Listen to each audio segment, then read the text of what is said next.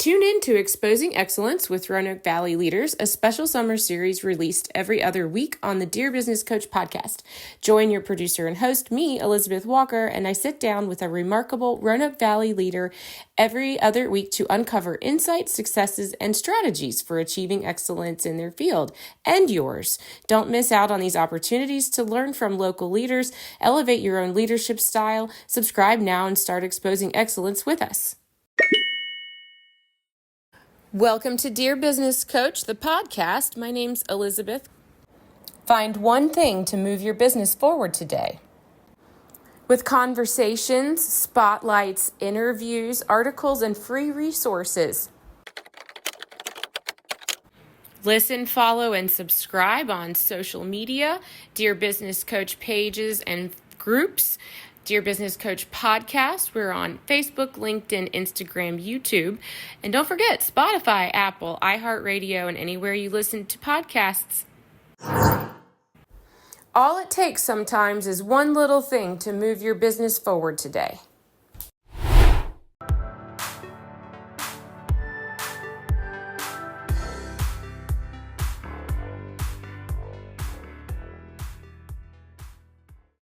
I'm making too much of a big deal out of it. Okay, so I invited you here today to talk about the points of diversity, and we had a chance to talk for a little bit prior to meeting today, and so I'm going to ask you to teach me a little bit about what you do, what points of diversity does. Will you introduce yourself, please? Sure. I'm Katie Zawacki. I'm currently the executive director and founder. I guess I'll always remain the founder of Points of Diversity, and our mission is to promote inclusion of all the diversity in the Roanoke Valley. So it's a matter of building community, bringing people together to give voice to their concerns and ideas for making better neighborhoods. Well, now as a founder, did you start Points of Diversity by yourself? With a few people who I used to work with. What were some of the steps to building Points of Diversity? Is there a moment when you felt you decided this was something you needed to put together? Yeah, we had held, we being my few colleagues, that we wanted to do some work with inclusion of all diversity. So we called some local stakeholders together for a big meeting in July of 2013, I think it was. And they were very interested in moving along. And eventually we had a training for students and for adults, and we used the Virginia Center for Inclusive Communities to come and do the training for us. And after that, there was an express need for moving further, moving along, providing more information and training. So we had our first youth forum, because we had to really be sure that the kids, our teenagers, were interested in just sitting down and talking to one another and learning from one another. And that was almost a unanimous consent on their part that they said that their community or their school does not do enough to promote diversity and inclusion, that they wanted more skills and they wanted to learn from each other and talk to one another about some of the issues that prevent inclusion. So with that, we felt that was our mandate. And I think it was January 2014 that we had our first general public meeting. And then we had to do things like develop a board of directors, write bylaws, get incorporated, and eventually get a 501c3 of our own. Did you have a plan during that first year? No, it was more like every time I took a step, I didn't know what was going to happen next. Except that I knew I was doing the right thing. I knew that I was doing something that needed to be done. So in that first meeting you had, the first general public meeting, did you have a mission statement? What would be your presentation to the general audience there? Mission statement. I think it's right on our brochure. And we had speakers from other as I'm moving out of the camera, we had speakers from other groups. The executive director of the Virginia Center for Inclusive Communities came down. He was our main speaker to help us get started. And we had some speakers from Blacksburg who had done community dialogue. And then we divided people into groups just to see if we could get some volunteers out of the meeting. And the mission statement that we presented was to support the creation of an environment where people want to live, learn, and grow by working to ensure that all community members have the tools to succeed by connecting, engaging, and being educated in cross-cultural discussions and experiences. These efforts focus on promoting inclusion of all the diversities found throughout the Roanoke Valley. So there's vast ways to do that, to bring people together. So this is fascinating.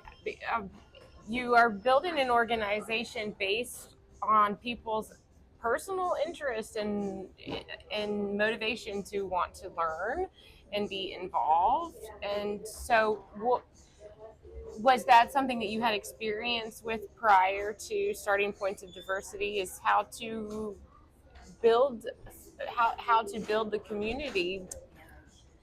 Yeah, basically, scratch. I had been involved in community building, and I had been involved with a summer diversity program called Camp Anytown for several years, and that was about building a small community based on acceptance and inclusion. So I had experience, and then I had also think that I lived in 5 other countries and just come back from the Peace Corps, so I knew a lot about building community and reaching out, and I knew a lot of people in Roanoke from my previous job, so I had people to connect with.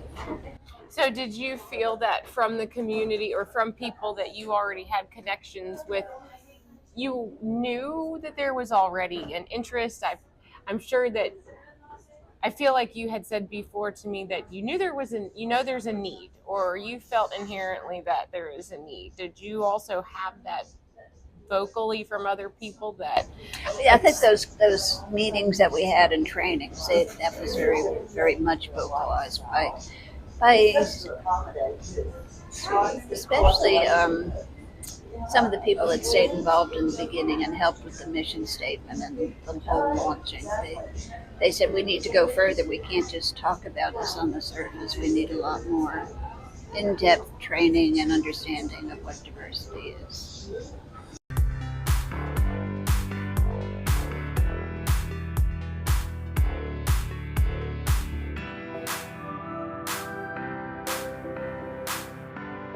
Okay. Hi, my name's Elizabeth Walker, host and producer of the Dear Business Coach podcast and Walker Consulting Workshops. Join me live on October 18th for the Power of Laughter Masterclass with Clayton Fletcher. Now, I'm bringing this ad to you today on purpose because you will see an e-blast from the Jefferson Center for the Power of Laughter Masterclass with Clayton Fletcher. That's October 18th in the Fosdeck Hall. It is a full day seminar, and I'm hosting. If you would like a personal invite, please DM me on LinkedIn. You can also email me at dearbusinesscoachpodcast@gmail.com. So today I am coming to you from my home studio in Floyd, Virginia, telling you, remember to sign up for the Jefferson Center's email subscription list if you haven't already, and you will receive a reminder in your inbox, a dedicated email about the Power of Laughter. And it says, Elizabeth Walker presents the Power of Laughter Masterclass with Clayton Fletcher. Learn from an international professional stand-up comedian what all business people should know. What do comedians do on stage every night? How do we read the room? How do we learn what our audience is connecting with us around? And how can you learn how to do that in your everyday conversations, build rapport with your customers and employees? So this is an event that is targeted for executives and team leaders who speak. If you are in the Roanoke Valley or surrounding area, October 18th starts at 11 a.m. You can reserve your seats right now at the Jefferson Center box office.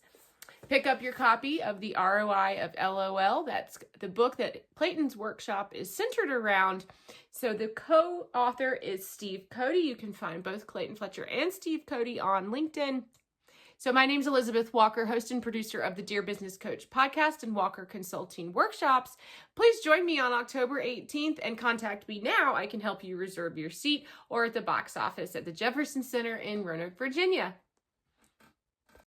When you say that it was essential that you have youth who's involved, youth that are interested, why is that your starting point? Well, because they're our future and they're much more accepting of differences.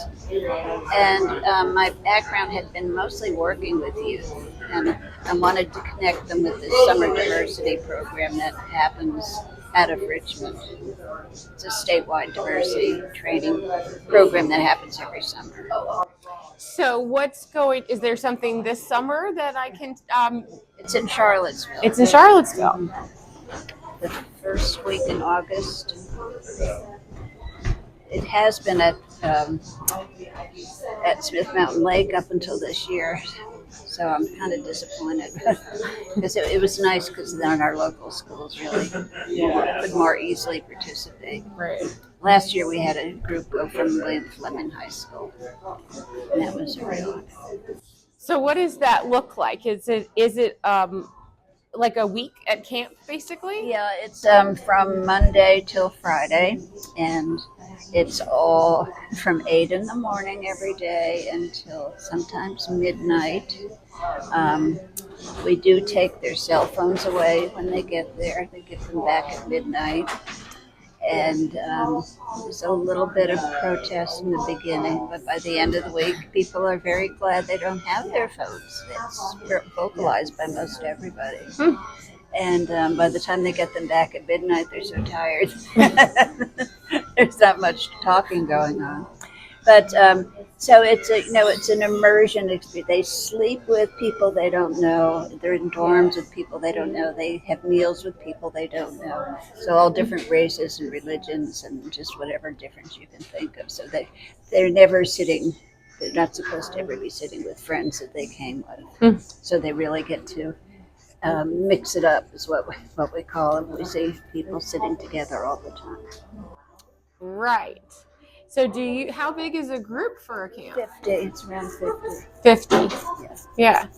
So what does a week look like of programming, I guess would be the word? The first night is intensive workshop on prejudice. It's called the cycle of prejudice and how it spirals.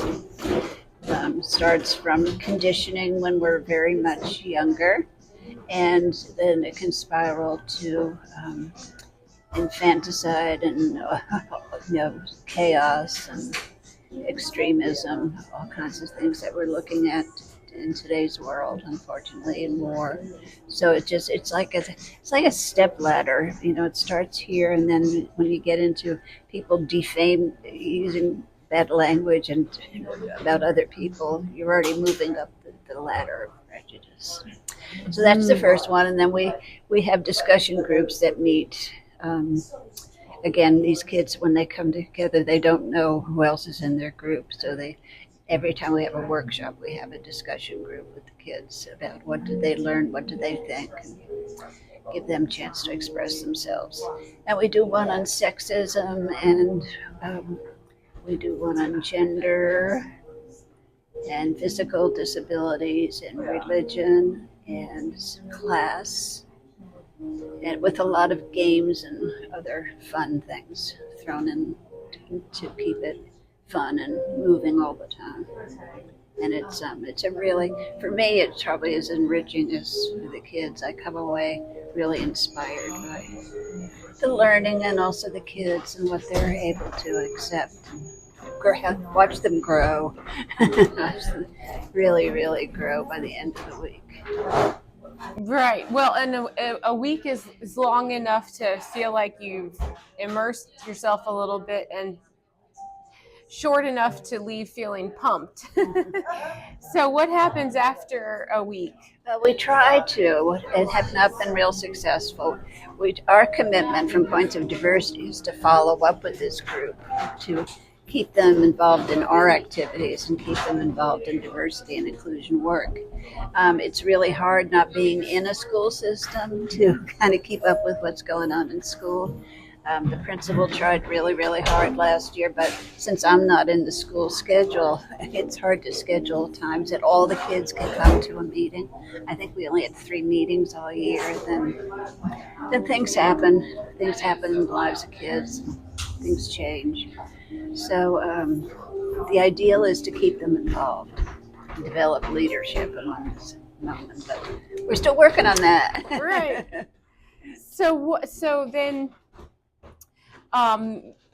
You said to me, I think before, that you got feedback or expressed interest or concern from school administrators in the area that they need you to have this program available, but it's not a program. There isn't anything like this in our school systems right now, correct?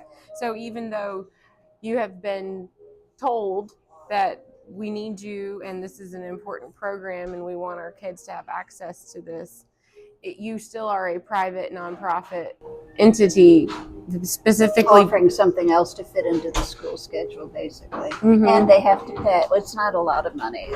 It's only $2,000 for 5 kids to go for the whole week, and that's room and board and all the activities, all the learning. Last year, it did get paid for, which was a real triumph for us. This year we offered to pay, and we still didn't have any takers. One other year we paid. So it's just so much happens in school. So much is required in schools. And I'm going to work on it even more this year. It just doesn't feel like there's more that I can do, but there's some new people in the school systems, and we're primarily working with Roanoke City because they're much more open to diversity. Wow. Now, this summer, next week, you have community discussions starting. Yeah, or it'd be the 13th or the 20th, I'm not sure which date it's going to land on, depending on everybody's schedule. So, help me keep it straight. The community discussions that are starting this summer are for adults? Yeah, basically, yeah. Right. So this is it specific to professionals? Is it open to anybody? Anybody. Ideally, a diverse group of everybody. Right. And I brought that one. So the goal of community discussions that are starting, we're talking here at the beginning of June, just after July 4th, and this episode will air in several weeks. So by the time this airs, your community discussions will have already started.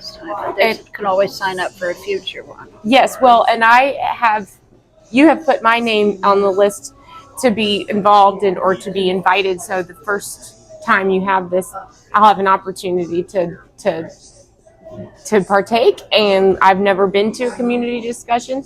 And I think that you said, okay, so if you want to be involved in an action group with the Points of Diversity, then it is 2 hours for about 6 weeks, once a week. Mm-hmm. And you say that these are virtual and in person, but the goal is to do these in person. Yeah, there's much more gained in person, but we live in today's world, so sure. Well, and so basically, and I'm reading here, Roanoke Facing Racism, Points of Diversity's Dialogue to Action Group is looking for diverse people interested in discussing race in a non-judgmental, respectful space guided by professional and trained facilitators. And so how do you find your facilitators? Okay, the first year we just sent out a letter asking who, and people contacted people we knew. And we had like 20 the first year. We had somebody else come and do the training the first year, but then we realized that I'm a trainer and several of our, our board members are trainers, and we could easily do that ourselves. So I just put it on the internet and send out notices, and just people sign up. A lot of people sign up because they experienced a group they want to be a facilitator. And a lot of them are professional counselors or people involved in diversity and inclusion, and coaches. There's a lot of professional skills that people already have who sign up to be facilitators. Right. So that's so what? And we don't charge for the training. You don't. We ask them to do at least one circle a year in return. What's a circle? One gathering? One 6-week cycle. One 6-week cycle. Right. Okay. So as a facilitator, do you have more than one facilitator per session? Two. Right. And how so? When let's say I wanted to be a facilitator, would I train with you and the other members? When we have the next training, which we've been doing them in the summer. We did one in May, so it'll be a while before we do another one. So probably next May would be the earliest, right? Or June. Well, and so where, when the discussion groups start, then you will send participants the invites to where and when, and leave that up to the facilitators to do that. Okay, right.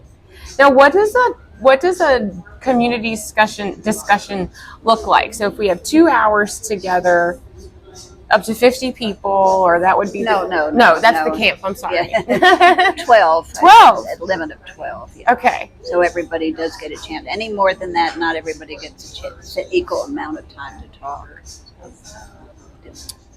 So am I coming to the discussion group if I'm a community member, and is there a structure to what I share, what I ask, how and when that happens? You'll be asked questions, which you can answer or ask if you don't want to answer a particular question, but we do encourage everybody to participate.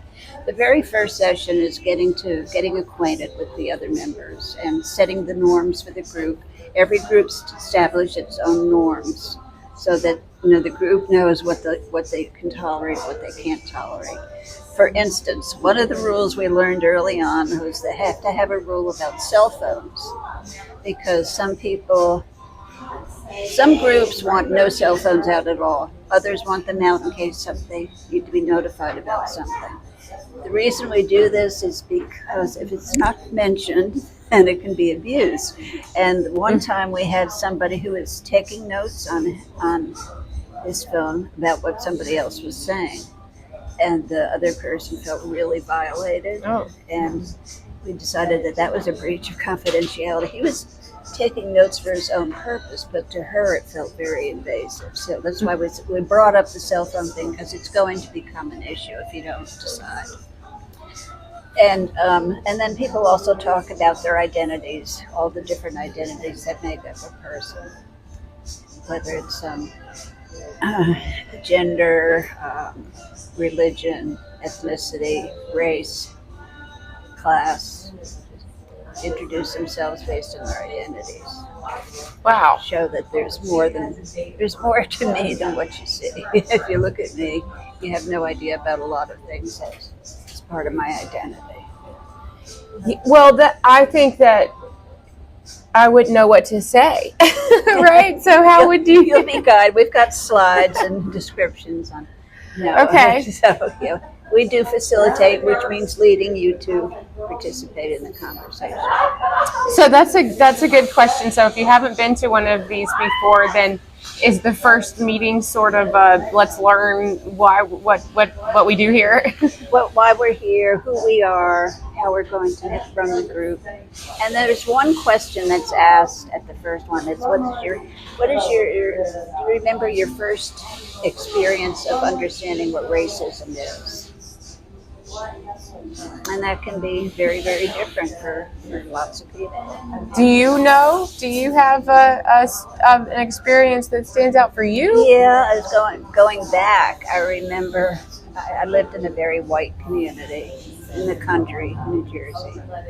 And one summer I was walking down the streets of the nearby city and I saw this pool and there were only black kids in the pool and I couldn't understand that. I just made me, what? Why only black kids in that pool? What I thought was, well, maybe the skin color comes off. That's why they all stay. That was my childhood reasoning about why that would be.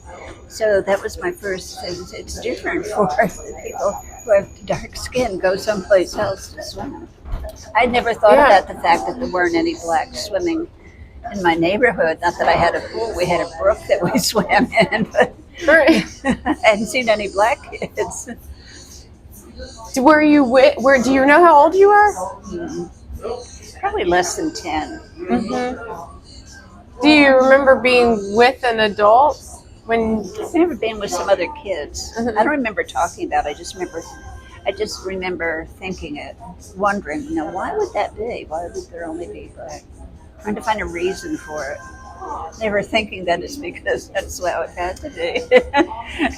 Right, and so it's probably a natural thing, right, that our human brains look for reasons and I do. I know. I always want to know why something's happening. Wow. It drives my husband crazy. My goodness.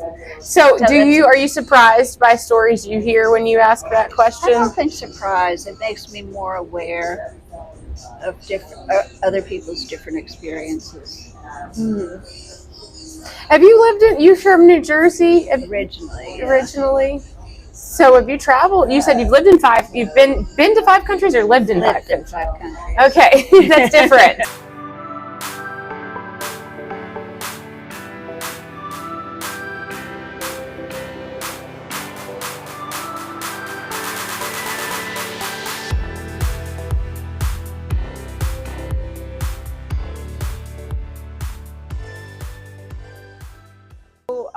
So I don't know anything about your career path.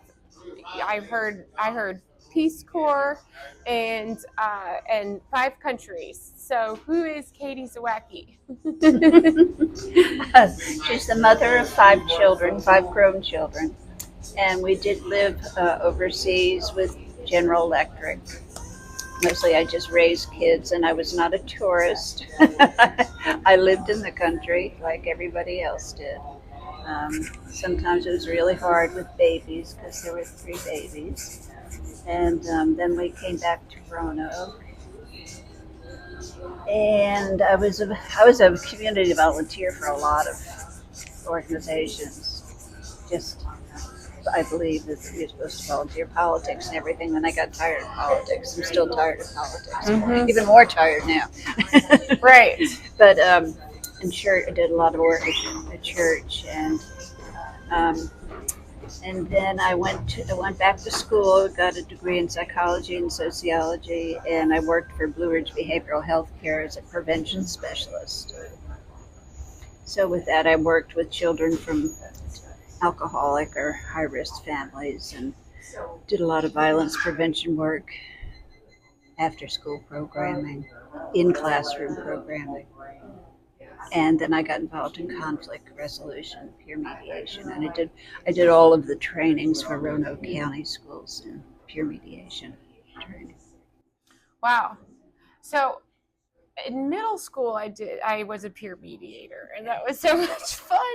And I imagine that. Where did you go to middle school?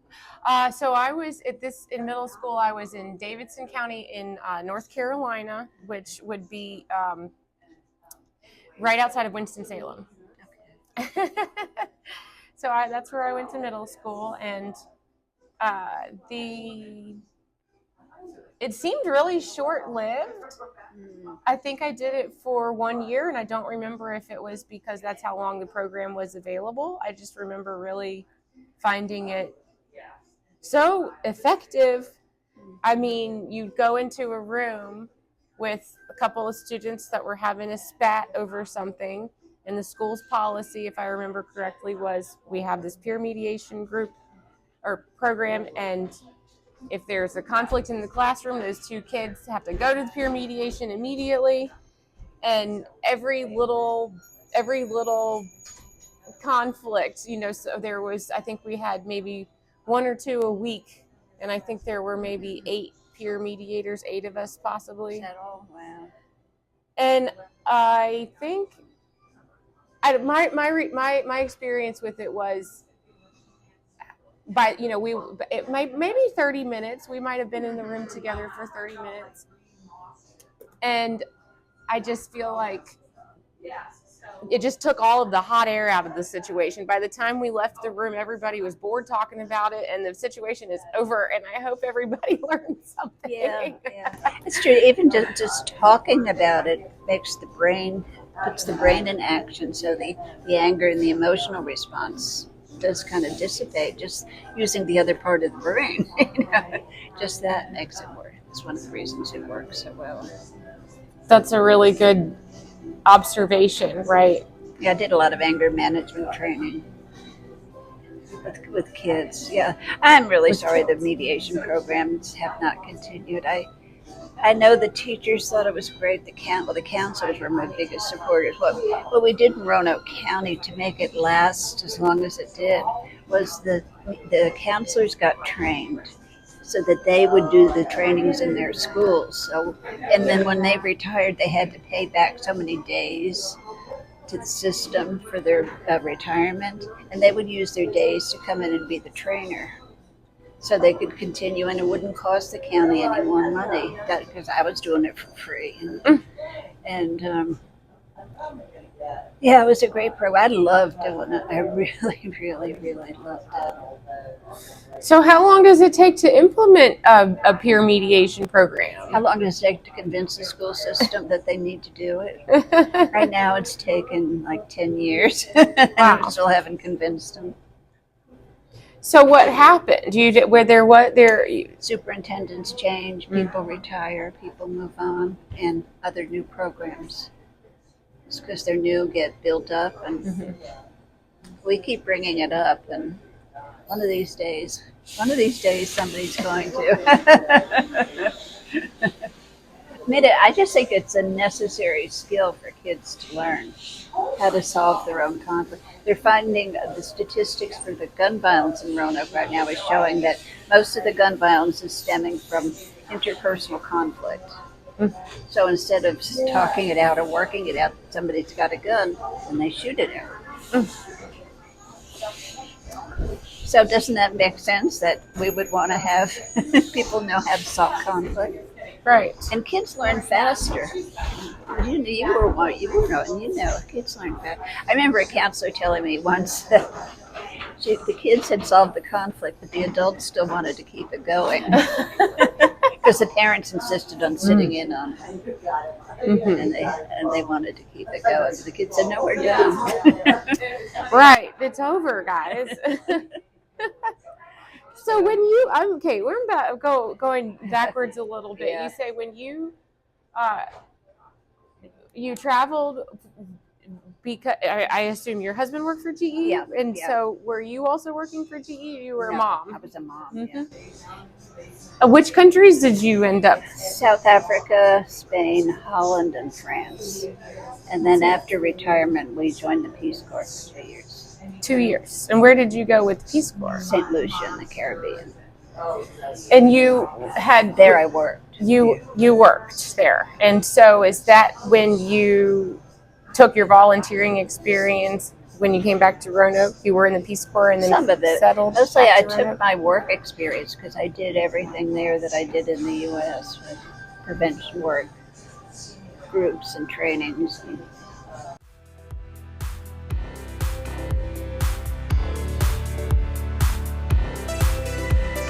Calling all two-wheel enthusiasts, get ready to rev up your earbuds with Pin the Gas Podcast, the ultimate motorcycle racing podcast, hosted by Chris Simcoe, one of our very own excellent leaders here in Roanoke, Virginia. With expert analysis, behind-the-scenes stories, and exclusive writer interviews, whether you're a diehard fan or a curious newcomer, you'll gain insights that will transform how you watch and understand motorcycle racing.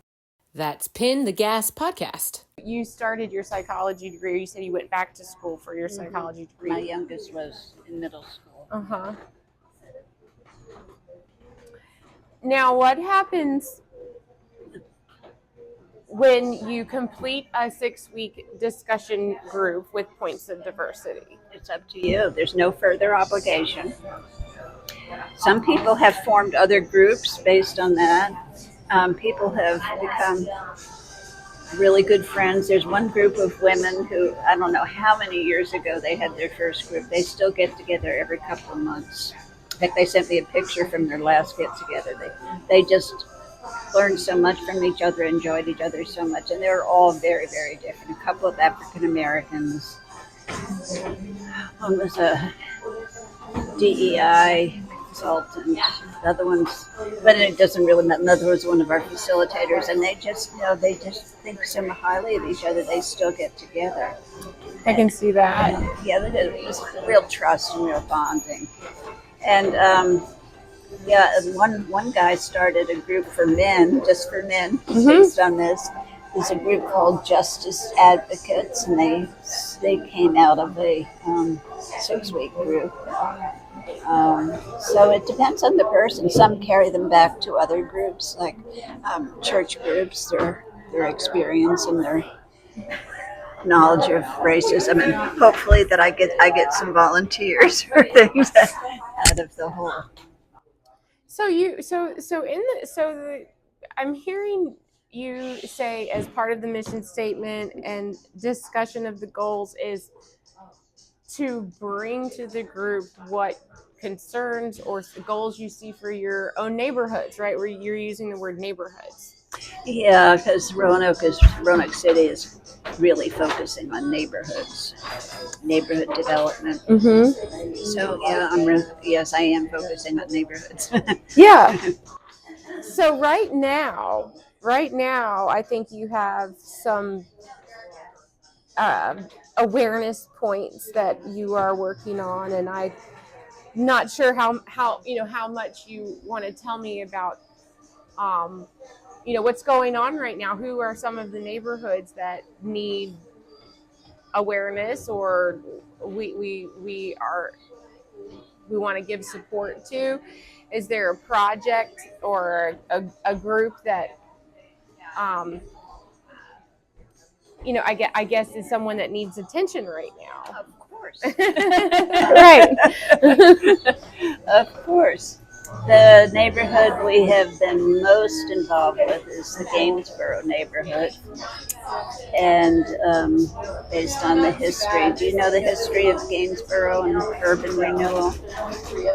No, I asked you about it a little bit before. So tell me. In the 60s, 70s, the federal government, in partnership with city government, I'm not sure state government was involved, but this one they built the interstate highways, and they took away neighborhoods. They designated them as blighted. The neighborhood that they demolished in Roanoke as a middle-class black neighborhood with businesses and professionals. And it still hasn't recovered. It's never recovered from what was done to it. People's businesses were burned down. They were told that they would be getting recompense for their houses, and that never happened. They were promised jobs, and that never happened. It's been a series of broken promises. And right now in Gainesboro, there's a lot of empty houses on lots with landlords who live other places. So they're run down and abandoned, and very little neighborhood spirit, except pain. And people are still suffering from what is a post-traumatic stress syndrome from what happened in the past. They lost jobs, they lost houses, they lost family connections, neighborhoods. It's just a really, really sad story. So we've been working with them, learning the history first of all. But now we're trying. There's two neighborhood associations in that area, and for whatever reason, they've not been able to work together. And the city has designated some money for them, but they want them to come up with a vision of what they want, and yet they don't want the city to tell them what they want. So we're trying to be the helpers and support them in what they need, and bring them together to discern what kind of future they do want for Gainesboro that will heal the past and bring what they want to the neighborhood. That's our big, big long-term project, except the money will go away. So we got to get them moving in a direction where they can make decisions. So that's basically what we're doing. I think we're going to put together a video to have the people themselves talk about what's already been done, what they want done, and then use that as a tool to show other neighborhood residents. Right. So are we actually talking about building? Are we actually talking about physical economic development? Yep. Yeah.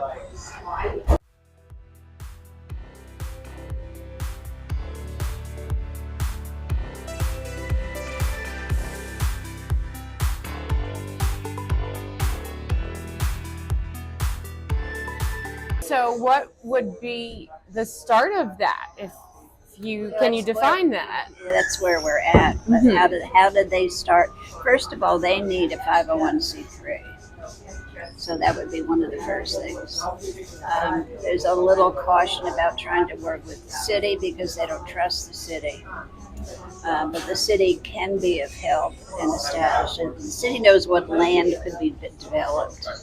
And they talked about a building at our meeting on Juneteenth. A built-to-use building with residential spots upstairs. So there's some talk, but no plans. You know what I mean? There's a whole lot of talk going on up here, but nothing planned. Nothing planned to. No action steps to make the plan happen.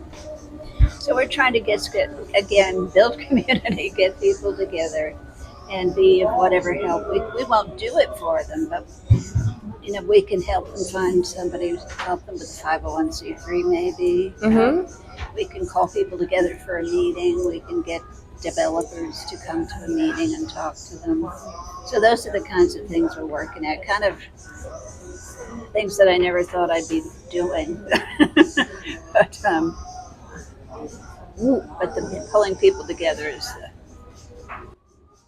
So, well, goodness. Okay, so I could keep asking questions. I should probably keep myself on track. But that's fascinating because you are personally creating a way to give people a structured communication, a structured conversation.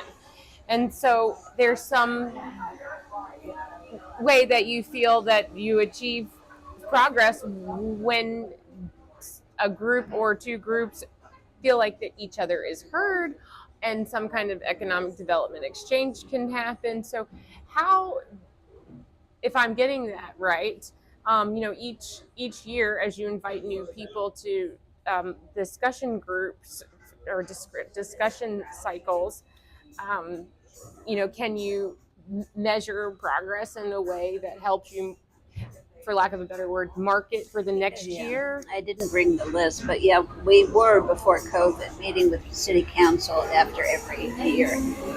But back then, before COVID, we were doing like 4 groups a year and sending recommendations to city council. And most everything has actually happened. They started the Equity and Empowerment Board, and through that, I'm on one of those committees. We recommended a Human Rights Commission, And we also recommended um, structured events in neighborhoods to continue dialogue. And when you're done taking notes, the other project that's in transition, it's starting up again. I guess is the way to say it. There's an area of Hanover Avenue that the police have designated as a hot spot. And our plan, we did receive the money, but it was never given to us because the city, it's too complicated. We never received the funding that we were supposed to. And even though it was approved. But our idea is to have and this is a model that has worked with us, for us, very successfully, is to invite the whole community, no more than 100 people though, because that's about all we can afford, to have for a free meal. And then at the meal, people can tell their stories and get into small group conversations. And then hopefully people will continue talking about what they want for their neighborhood based on that. So the police department said go ahead and work on it, and working with the Foundation for Roanoke Valley and United Way to see where we go from here. So that's the other big one that I've been obsessing about and losing a lot of energy over. So what is the first development? Is there an event or a physical structure that's going to start that kickoff? I have to reapply for the grant. Okay. That's the first thing. Yeah. Well, and it's already written from last year. I just have to, look at it and resubmit it. Well, it sounds like, is that something you have to revisit every year? Or is it I'm sure that there are different types of grants. Some you can reapply for, some. Yeah, I don't know. I just need to get the first one. Right. The ideal would be that the city would pick it up as part of their neighborhood services, but we're not even there yet. Gotcha. There's so many details to think about with this whole thing that I can't even go beyond. I understand. Just too many details. First, I need a fleet of volunteers to go door to door. Well, that's yeah, I understand. That's it takes that's a full-time job just to even let people know you're here. And you asked about progress or some way of measuring. The first thing you have to do is show up until people know that they can trust you, that you're really there to be a friend, to be an asset, to help them. I mean, just showing up and being present all the time is the first thing you got to do, and it's slow moving progress. Right. Well, so the way to get in touch with you, if you want to know how to get involved in a group, how to contribute, is to contact Katie Zawacki. So I would email you, right? Roanoke Valley Points of Diversity at Gmail. Roanoke Valley Points of Diversity at gmail.com. Yeah. So